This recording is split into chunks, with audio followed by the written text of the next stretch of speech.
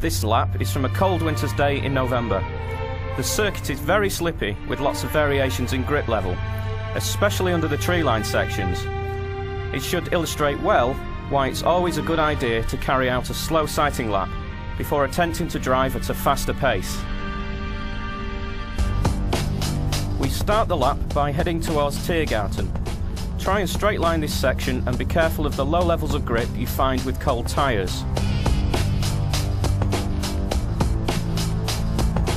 It helps to use the access road to the left as a braking zone. This allows maximum entry speed to the series of 90-degree corners that leads you to the old start finish at T13. We head down the short straight at T13 and over the crest into a hard braking zone for the entry to the first of a series of corners called Hatzenbach. The first part of Hatzenbach is a steep drop through two right-hand bends. This leads to a heavy braking point for Hatzenbach 2.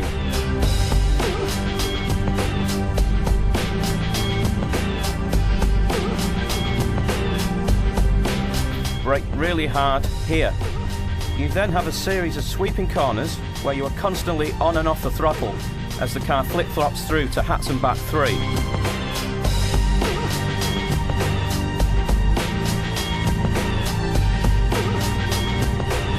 This leads you out towards probably the slippiest corner on the track. This is a blind entry, negative camber, right-left, particularly hazardous for motorcycles. Next we head downhill over the bridge and towards one of the more famous sections of the circuit, the blind crest of Flugplatz. It's important to be over to the left as you crest Flugplatz because it's immediately followed by a double apex right-hander that takes you onto one of the highest speed sections of the circuit, the run down to Swedenkreuz.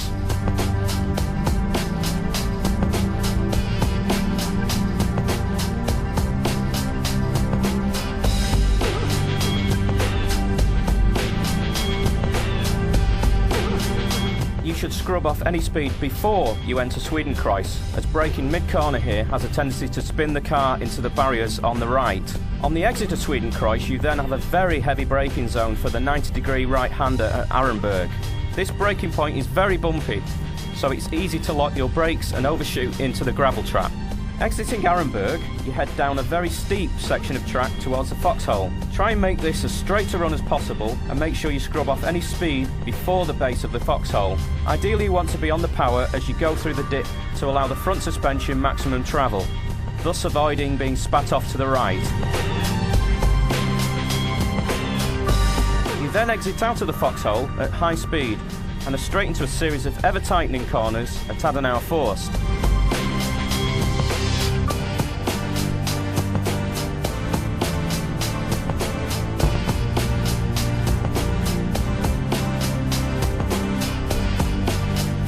This next section of track I find particularly tricky. The cambers are changing all the way down to Metzgerfeld. Picking a turning point for the fast left-handers is always difficult.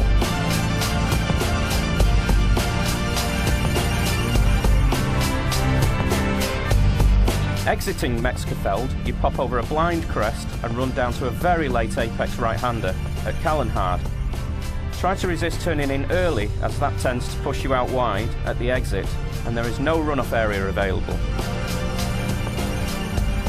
We then have a fast left-right that leads us down towards Miss Hit Miss. This is a long sweeping right-hander where you can carry a lot of speed. It's important to miss the first and third curb and clip the second curb as your apex point. The exit leads you quickly into one of the tightest corners on the track, the siphon. It's very easy to enter carrying too much speed, so be extra cautious and aware there is no runoff area.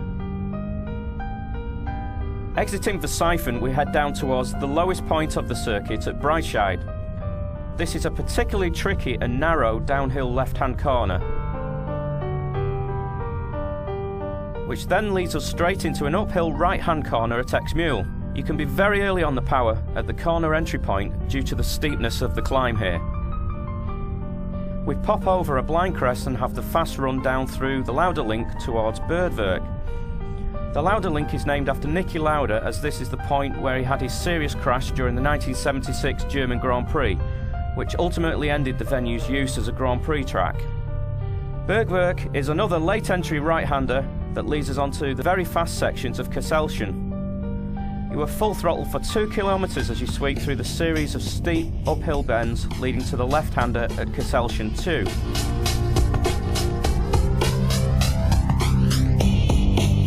The engine is working particularly hard at this point of the track, and you will notice how incredibly bumpy this section can be.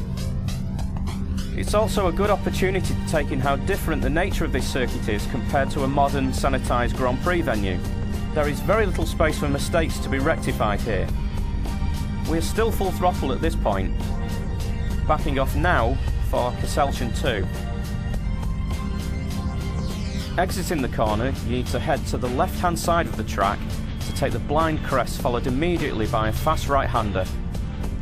This leads towards the foot of the climb up to the world-famous carousel.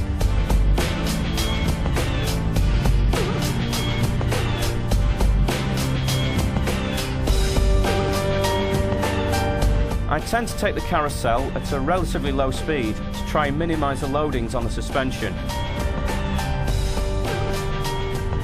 It's incredibly bumpy through here.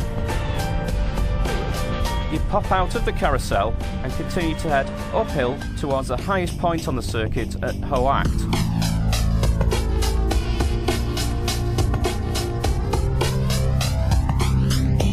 The left-hander, just prior to Hoacht, allows you to carry a good level of speed due to the steep nature of the corner, allowing you to brake late before the final right-hander.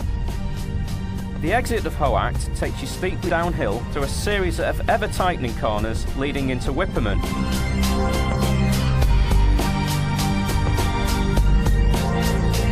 I try and straight line the entry to Wipperman by using the curbs. This helps minimise the weight transfer in the car that can lead to spinning at the base of Wipperman, a common occurrence for rear-engine cars in particular.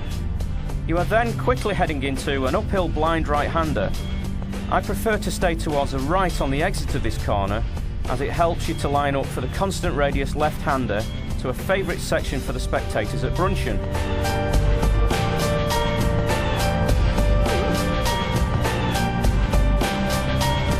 The exit of Brunchen tends to have the car understeering, so if need be, use the cobbles on the exit to allow the car to continue its run out of the corner in a smooth arc. Then head over to the right for the steep positive cambered entry into Ice Curve.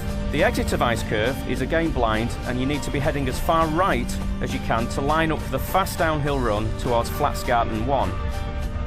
Either brake before or after this jump, but not in the middle, making sure the car is set up ready for the fast right-hander immediately after you exit the jump. The next corner is again blind, and you need to be turning left before you see the apex. Then quickly over to the right to allow as straight an entry into Flatsgarten 2 as possible. This section can be straight-lined if you know the circuit well, but you can't easily see the apex points, so it's very easy to make a mistake, as you can see here.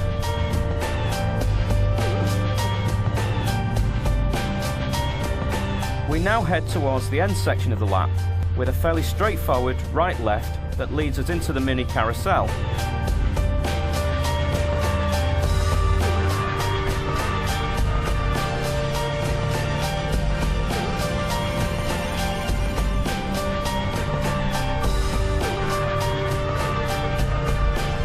Pop out the other side of the mini carousel and head left to set the car up for a long, constant radius right-hand corner that leads us onto the final straight of the circuit.